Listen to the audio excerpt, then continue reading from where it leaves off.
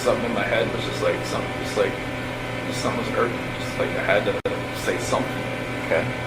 So then, exactly what did you say and what happened? Hello, and welcome to True Crime Rocket Science, the most authentic voice in true crime. In this episode, we're going to deal essentially with three different aspects, including what is the title of this episode. But we're going to start off by looking at the clothing in the walk-in closet, not just if that is the shirt, but also the clothing surrounding it. Then we're going to look at another topic that has come up, chloroform. And then finally, we're going to deal with what I really meant to deal with all along, Coda asking the question to Watts in Wisconsin, exactly what happened. And then we're going to look at his answer. We're going to analyze his answer. That was actually the original idea for this episode, just dealing with that. But there's been quite a lot of feedback since the previous episode. People wanting to know about the clothing.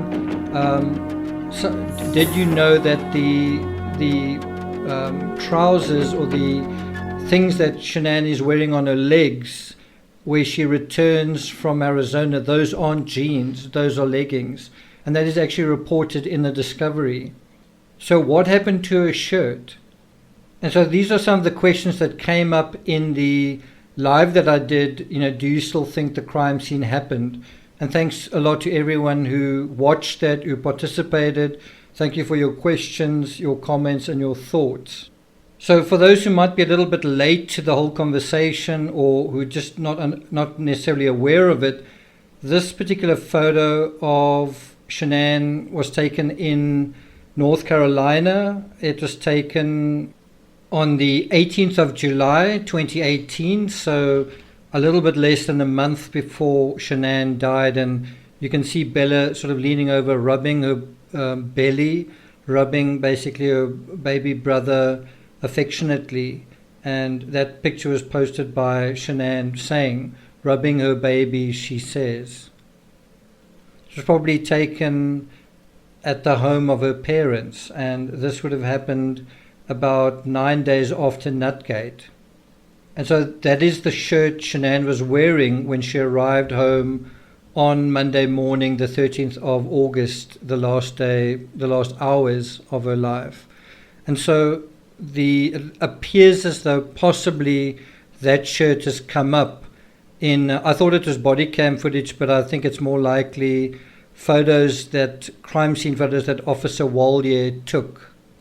They're photos taken inside the walk-in closet that the couple shared off the bathroom, which is something that is adjacent to the main bedroom, the master bedroom upstairs.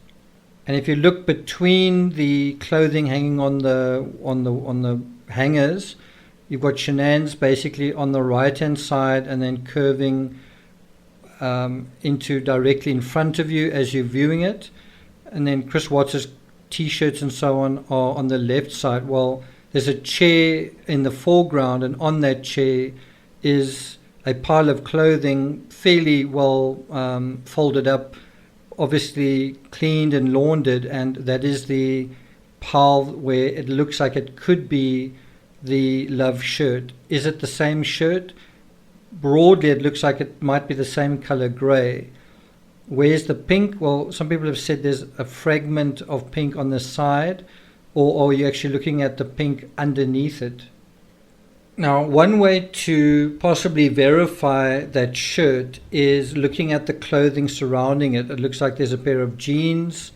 We know that is what Shanann wore in Arizona from the Netflix documentary. There's also looks like a dress. It's difficult to say whether there is a sort of a light maroon on a black background or if it's light maroon on a darker maroon background. It's difficult to say.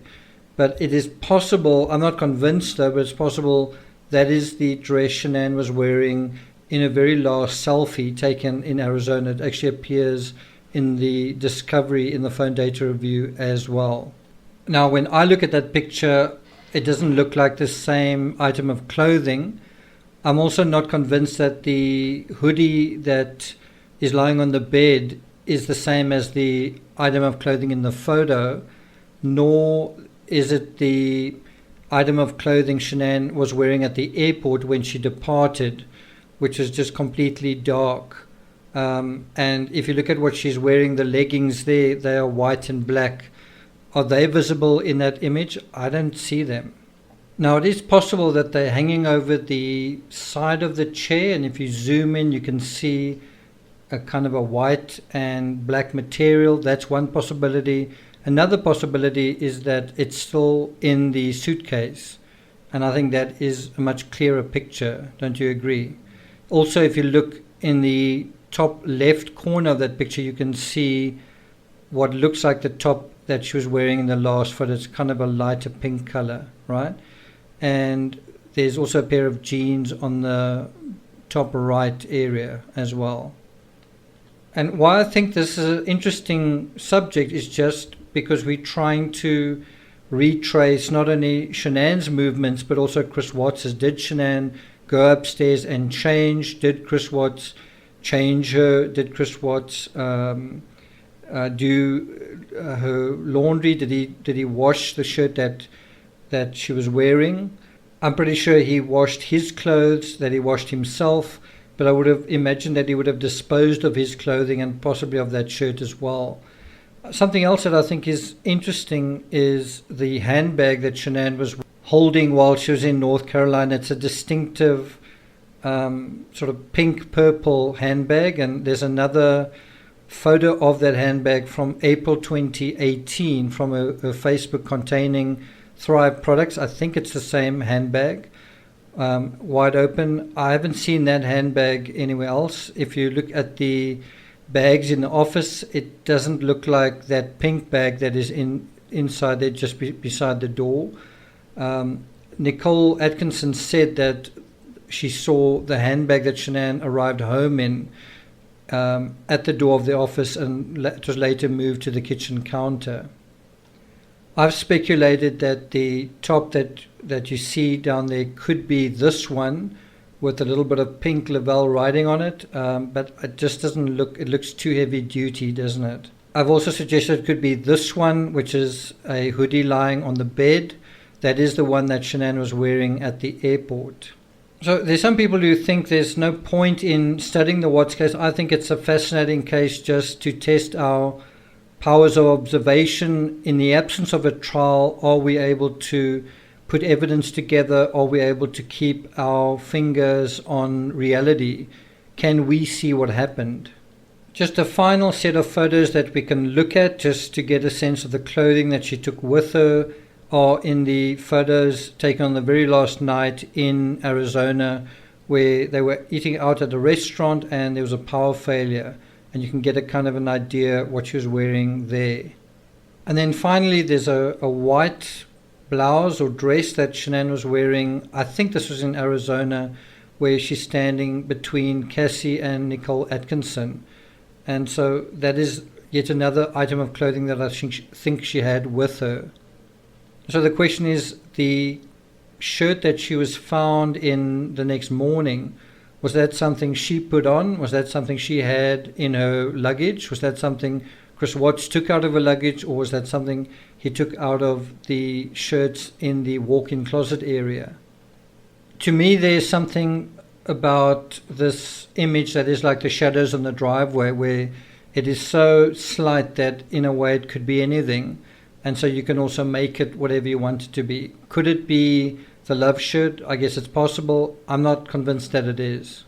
If you're trying to make the argument that there's a little bit of a dash of pink on that grey shirt, there's a garment underneath that shirt that has pink on it, and so it's easy to confuse the two. I like to apply a standard where, if you imagine something is being put forward as evidence in a court, in a trial, what would a jury make of it? And that's the kind of evidence you've got to, I think, apply here. This is true crime. These cases do go to court. Not what you believe is happening, what do you think can be proved if it went to court. And so can you prove that shirt is the shirt? I don't think that you can. Of course, if the case did go to trial, I'm sure it would come out either that the shirt was never found or that they found it. And so, our work would have been done for us. Because that hasn't happened, it's up to us to do some of our own sleuthing. I mean, is anyone in law enforcement going to contact us and say, listen, I see you've got a question, well, this is the answer to it. What do you think the answer is to that question? So another topic that I've seen come up is chloroform. I've gotten a lot of people asking me about this. I really dealt with this quite early on in 2018 when I was writing the first narratives. I was also asking the question, what could be used as a sedative that wouldn't come up in an autopsy? What could be a silent killer? All those questions. And in the end, it didn't take very long, probably took half an hour or so. I excluded chloroform, and I want you to see why that is. So if you go just to Wikipedia and you go to the criminal use aspect to it, and you skip the first paragraph and go down to the next paragraph, it refers to, I'm quoting from Wikipedia, use of chloroform as an incapacitating agent has become widely recognized, bordering on cliched, due to the popularity of crime fiction authors having criminals use chloroform-soaked rags to render victims unconscious. This is something that you see on television, you see in the movies, you see in sort of fictional stories about serial killers or something. It's just not very factual. It goes on to say, and this is the highlighted text in grey there, however, it is nearly impossible to incapacitate someone using chloroform in this manner. It takes at least 5 minutes of inhaling an item soaked in chloroform to render a person unconscious. Most criminal cases involving chloroform also involve another drug being co-administered, such as alcohol. So that just wouldn't really have an effect, would it? I do think it is an important topic of conversation to say, is there something in the Watts case that we're not aware of? Was something used because of the lack of defensive wounds? Did something happen that we don't know? Is there some kind of idiosyncratic something that was part of the execution of the crime that we're just not aware of? And I do think there's something to the sedative theory based on the amount of medicine and medication Shanann took, amount of medicine and medication the girls took, the amount of the drugstore essentially in the basement. The fact that Shanann was drinking a shake every day, it was quite common that they would put powders and drink shakes. It was quite common practice. So I don't think that idea would be anathema to Chris Watts. I just think if you hear someone talking about chloroform, it's just not something that is going to be effective. And so if Watts did use chloroform, Shanann would have struggled easily for a minute or 2 or 3, and it just wouldn't really have had any effect. So it's important to remember that this idea of chloroform as an incapacitating agent is a myth. And now I want to read from peer-reviewed study. It comes from the Association of Anesthetists, or Anesthetists, and this is the statement on the idea of chloroform. I'm quoting from it's called The Criminal Use of Chloroform. I think it's authored by J.P. Payne, and this doctor writes, quote, there was a widespread belief that persisted to some extent even to the present day among the less well educated, perhaps nurtured by the public press, that highway robbers, thieves and rapists could be shaking a handkerchief impregnated with chloroform under the nose of the victim, produce instantaneous insensibility. Accordingly, in 1865, in a brilliantly perceptive and caustic annotation, the Lancet, that's quite a scientific journal, took to task the then popular press about their refusal to accept the evidence of an experienced physician that anesthesia by chloroform was not very quickly or very easily effected upon a non-consenting person, and that with the utmost resignation and goodwill, some 5 minutes or more was requisite to produce anesthesia. yet were willing to accept the evidence of an individual who was utterly drunk at the time. The annotation went on to guarantee those patrons and believers in the public press a permanent scientific reputation if they would uncover the secret of instantaneous insensibility. So in other words, I'm just kind of making a joke saying if you could find something that you could just put under someone's nose and they would pass out immediately, that would be quite incredible. My theory is that something like ethanol could be used, and that is not going to create instant insensibility. It's not going to cause you to pass out immediately, but it is going to compromise you very, very quickly. And again, this may be based to some extent on what's experiencing the same thing, dealing with fumes on a work site and thinking, wow, this might be a good way to get the upper hand in an attack, right? If there are enough fumes, it can cause instant difficulty breathing. It can cause fogginess in the brain. It can cause disorientation. It can even cause, I won't say blindness, but the eyes to sting. So I just wanted to clear up that aspect in terms of the chloroform myth. And so now I want to deal with Coda in Wisconsin asking so exactly what happened. Can you tell us exactly what happened? And he's referring to the morning where apparently a conversation was had, and he's asking exactly what did you say? And I think the reason he's asking it is I don't think he believes there was a conversation, and he's trying to test Chris Watts on this topic. And so we're going to play it again, listen to it in full, and make up our own minds. So let's listen in. You might want to play this back 1 or 2 or 3 times just to get a sense of what is being said. Sometimes it's mumbly, sometimes it's noisy, and so if you play it a couple of times, you'll get a sense of what is being said. Okay. So then exactly what did you say and what happened? So when I woke her up, and it's like, hey, we just gotta talk. Okay. And it's like I told her, I don't feel compatible. I don't feel like this is gonna work. I just, I don't wanna, can we cancel the trip to Aspen? And she had booked a trip that week to go to some mystery 4-star luxury hotel or something. Just the two of you or the whole family? Just me and her. Okay. And she had Amanda there and watch the kids that weekend or something. Okay. And I was just like, can we cancel that? Can we do something? From what I remember, I even said, can we move to Brighton just to get away from this house? Oh. But I'm not sure if that was in the beginning or the end of part of the conversation or whatnot. That conversation was so many different ways. They'd gone from staying together to not staying together to just all of the above. Okay. So this is half an hour, or what? Definitely not more than half an hour, I don't think. Okay. I don't think. Are you crying? Is she crying? It's back and forth. It's she's got mascara. She didn't wash her face when she got home. She had makeup on still, so mascara was running all over her and stuff like that. And it was nothing about that conversation. I just wish I could take all of it back, just the whole Nikki thing back, everything. But So then when did it turn?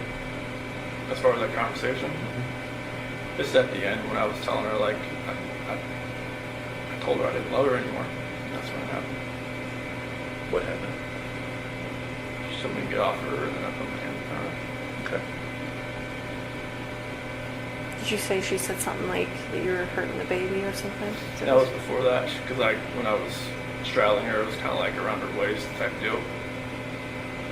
Why did you get on her like that? I just when we got on the bed, that's just where I got on. Is that so she would listen to you? I felt like she could probably listen to me just laying beside her, but I got on top of her. And every time I think about it, I'm just did I know I was going to do that before I got on top of her? I don't know. Really? That's an interesting thought, Chris. Mm-hmm. You don't know if you knew. Just everything that happened that morning, I don't know, I try to go back in my head, I'm just I didn't want to do this, but I did it. Everything just kind of Felt like you had to? it just felt like it was, I don't even want to say it felt like I had to. I just felt like there was already something in my mind that was implanted that I was going to do it, and then I woke up that morning, it was going to happen, and I had no control of it. You never thought about it before? It was just like, I don't want, like when, like you said, like in the sentencing hearing, that prosecutor said it takes 2 to 4 minutes for something like that to happen. Like why couldn't I just let go? I didn't. Oh, that's interesting. Okay, I just let Was go. it feeling like it was in motion and you just couldn't stop it? Yeah, it was just like, I don't even want to know what she saw when she looked back at me, honestly. Did you look at her? What was she doing? She wasn't fighting. Why do you think she wasn't fighting? I don't know, maybe she was praying, maybe she was just... So a couple of questions to ask. Number one, do you believe Chris Watts in terms of this particular version? Number two, do you think Coda believes Chris Watts? And number three, do you think Tammy Lee believes Chris Watts? Right? And I think you've got to be specific. I think you've got to say in general, do you think what he's saying is true? Yes or no? Do you think in general what he's saying, so the conversation that happened, do you think that's true? Then I think you've got to be more specific and say, well, what about that and that and that and that? And that's what we're going to do now. So I'll tell you what I think. I don't think the conversation happened at all. And now we're going to go through some of the specifics, and I'm going to try and explain why, based on his statement, it seems to show that they didn't have the conversation. So then exactly what did you say and what happened? So when I woke her up, and just like, hey, we just gotta talk. Okay. And just like I told her, I don't feel compatible. I don't feel like this is gonna work. I just, I don't want to.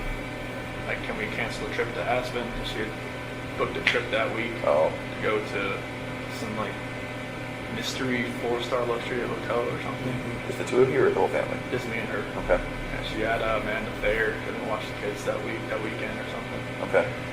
And I was just like, can we cancel that? Can we like do something? Like, from what I remember, I even said, can we move to Brighton just to get away from like this house? Oh. But like, I'm not sure if that was. So a couple of things there. Number one, he mentions that Amanda Thayer was supposed to look after the kids that weekend. He talks about what he wanted to change for that day was that he wanted to cancel the trip to Aspen. It's interesting that he doesn't say anything about the gender reveal. It's also interesting that he says nothing in what he's conveying to the investigators. He's saying nothing about how he felt about the pregnancy.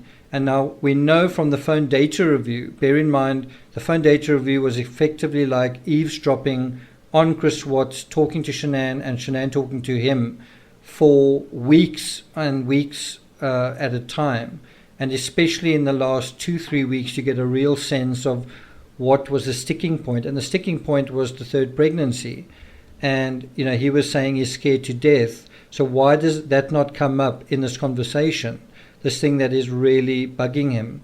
The other thing is he tells Coda that in the conversation, he mentioned to her that he doesn't feel that they're compatible. And he says quite matter-of-factly, something like, I told her I don't love her anymore. Now, number one, I don't think he would ever say that to Shanann, I don't love you anymore. I think he would try not to say that. I think if he did say that, she would say, well, are you seeing someone else, right?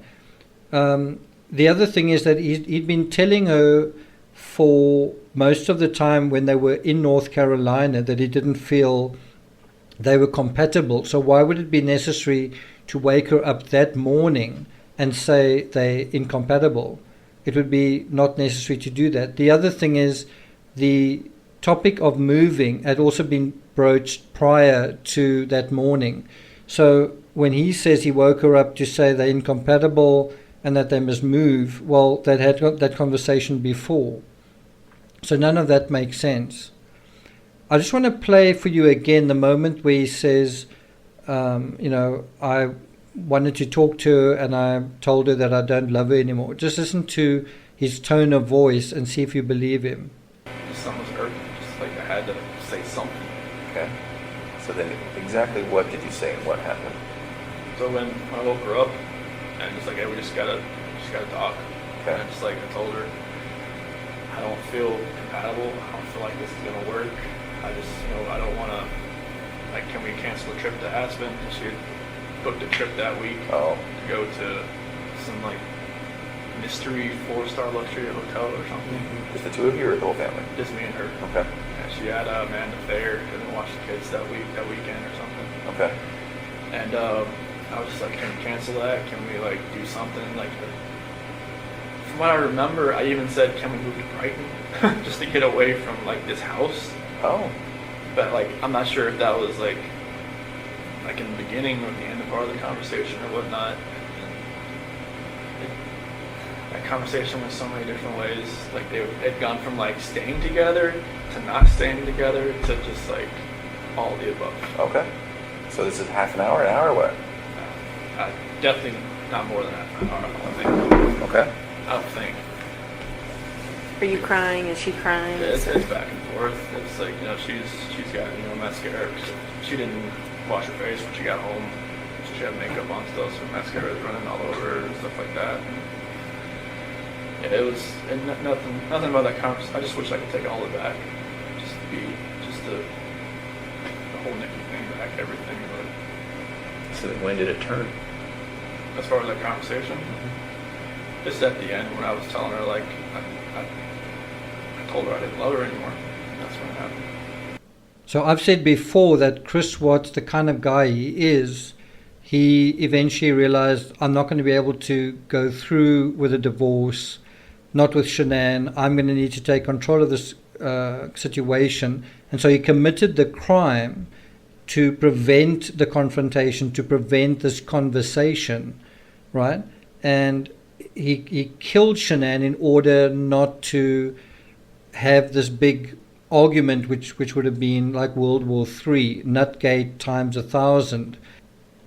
And another obvious thing that is missing from his description of the conversation is Shanann doesn't question him about, are you having an affair? You've got to think that the affair had been on her mind the whole weekend. It was particularly on her mind Saturday night when she got that credit card receipt notification, to such an extent that she Googled the restaurant, she Googled the menu, she Googled the time that the game ended. She was asking Cassie and Nicole what they thought. And so if they're having an argument now, then wouldn't the first thing that she would say is, are you cheating on me? And that just doesn't figure in his conversation, in his memory of the conversation. Another thing that he seems to be not clear about is how long the conversation lasted. And then something that I thought was always a common sense thing, but it's something that I've had to convince a lot of people, or I've had to repeat to a lot of people, is if there was this conversation which ended up in Shanann's murder, right, then you can anticipate that there would have been shouting and screaming. So in other words, there would be an escalation. In other words, if it's a spontaneous event, Watts didn't plan it, and emotions got out of control, then you can imagine that there was a screaming match, and then there would be quite a few things happening. First of all, the neighbors would hear it. The neighbors had heard screaming before.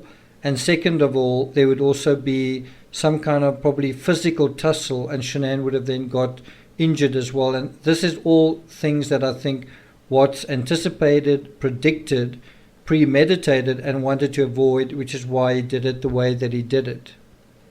In a weird way, when you think about the way that all three members of his family sort of silently just disappeared. They were there, and then they just disappeared.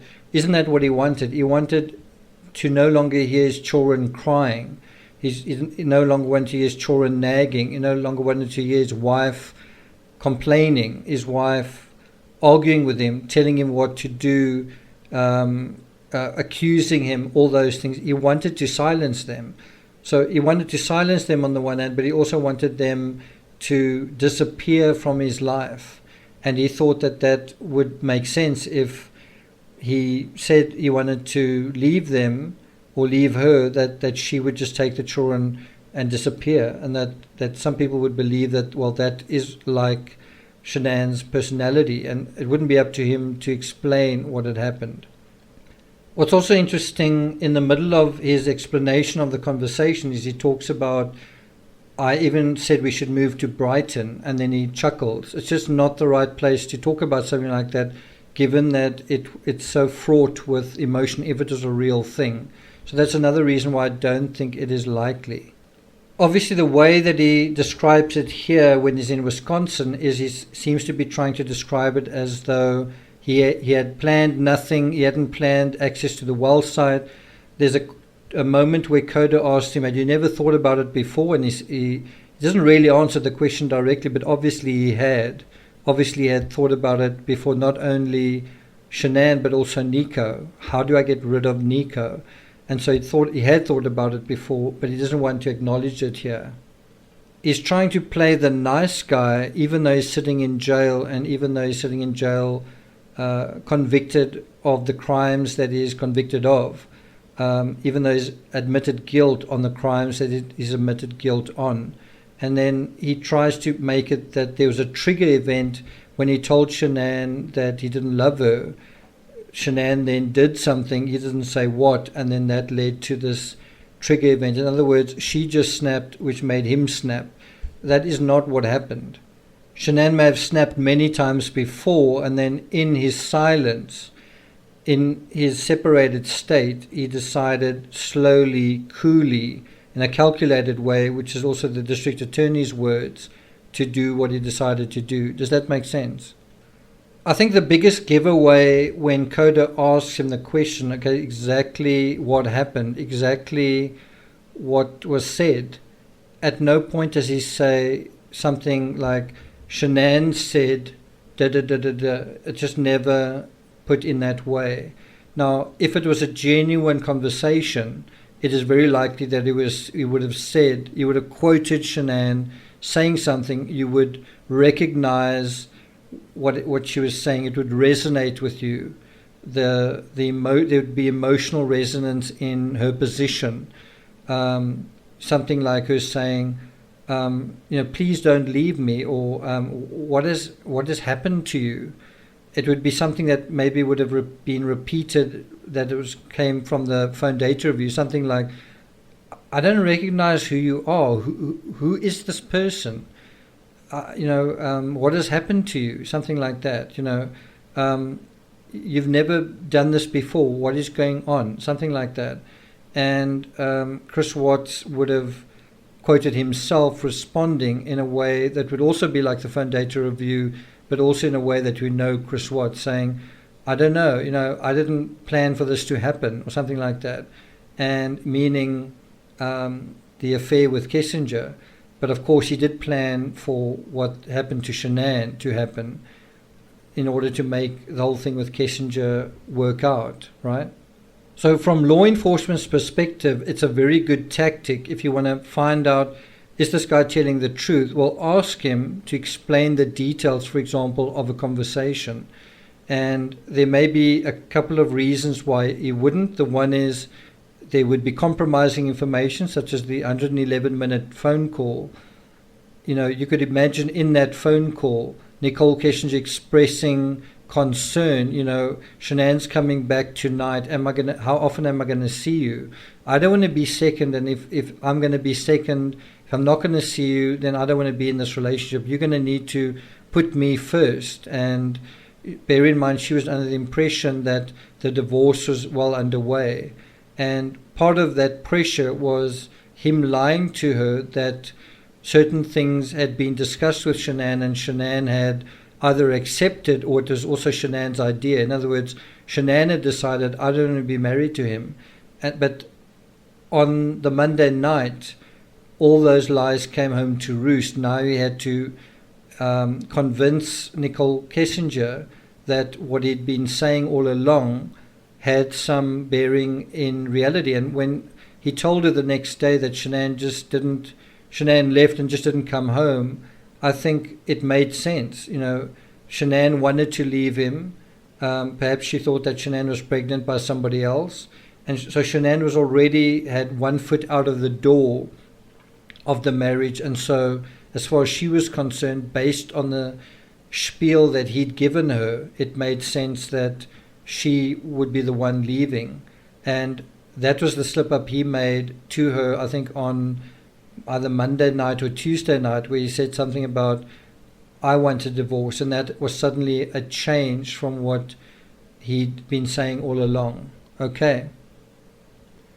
So the final point I want to make is that I think the timing of this question from Coda was brilliant. It was basically into the first hour, if you can believe it. At about the end of the first hour, Watts was so relaxed that he was starting to chuckle and to laugh. And obviously he was talking about Nicole Kessinger, sounds like in quite a fond way. And that was when Coda seized the opportunity. Okay, he's relaxed, he's comfortable. Let's ask him some serious questions. And so one of them was about this conversation. Let's listen to him chuckling about his relationship. She just, be myself. Right. Nikki, I was myself like all the time. It was just different. Well, and it seems as though, and again, hard to talk about, and you tell me if I'm wrong, but it also seems, is it accurate to say that sexually you were able to say, Nikki, this is what I would like, this is what I'm into, or blah, blah, blah, and maybe not what Shanann? No, Nikki just wanted, she wanted what she wanted. She wanted to do it pretty much all the time. I was just like, okay, that's fine with me. Okay. With Shanann, it was just like, kind of like, hey. Sometimes it happened, sometimes it didn't. But that wasn't the case as far as that way. It wasn't just like sex or whatnot. But it was me. I was just want myself. I could just not think about what I was going to say or plan what I was going to say or not. Gonna say something stupid or something. But Right. A little bit of freedom. Can I ask you something about that morning that you had sex with Shanann? Did you feel at all like maybe you were kind of cheating on Nikki by doing that? I felt strange. I felt like, the first time I was with Nikki, I felt weird. First time, Sure. And then the last time I was with Shanann, I felt totally strange. I was just like, I didn't know who I was. I didn't know who I had become. I felt like I had become people I see on TV. And that did not feel right with me. Like I didn't know what had happened to me. Mm-hmm. So Nikki even asked me like, have you done this before? Have you ever strayed away? I'm like, I've never even thought about it. It's like, what's different? It's like, I guess it's just you that's different because I've just never actually like I've seen girls smile at me before, never done anything about it. With her, it was just like it's like she had a leash on me and she tugged me away. As soon as she walked, I'm like, what the heck, what's going on? So, Well, and Tammy brings up a very good point. I wonder if that last time with Shanann having sex had somewhat of a role in you thinking, like a trigger? I gotta do something, I gotta say something, we gotta have a talk, something's gotta change. Is that accurate? Yeah, I felt like it was like maybe like a trigger point or something like it's like you hit the push button on a bomb and it just blows up. Right. Just something in my head was just like something was hurting. Just like I had to say something. Okay. So then exactly what did you say and what happened? So that is the context for how that question came about. And what I do think is really interesting in the lead up to that is Watts himself admitting, and I think this part is true, that he didn't know who he was. And I think that is obviously going to be the case if you are living two lives. If you are a married man, a father, a husband, a provider, whatever, and that's your one life, and you're lying to your family to keep the other life going, and you're lying to your mistress to keep that scenario going. At some point you're going to come up against reality where those two lives are incompatible, and that happened when Shanann was back for good from her long absence from 2825 Saratoga Trail. And what's his sort of split personality? I'm not saying he has a split personality, just that he's got two faces, that he's got there's two sides to him. And when Shanann returned, one of those sides was going to have to die. And that is exactly what happened. I do think another side to Chris Watts was emerging, a fitter, stronger, more confident Watts, but also a vain fellow, a shallow fellow, a guy who wanted to cheat his way into his happily ever after. And that's not unique to Chris Watts. Some of us try to do it in our own way. we don't want to pay the price for this thing that we really, really want. And the Chris Watts case, I think, is a lesson in there are no shortcuts. You've got to pay the price for the things that mean a lot to you. But we live in a world where we're used to getting what we want. We're used to getting exactly what we want. We're used to throwing things away. And that leads us to think we can do the same with people. Well, can you? No, you can't. Thank you for listening. If you haven't subscribed yet to the channel, please do. Like, share, leave a comment, and I'll see you guys next time.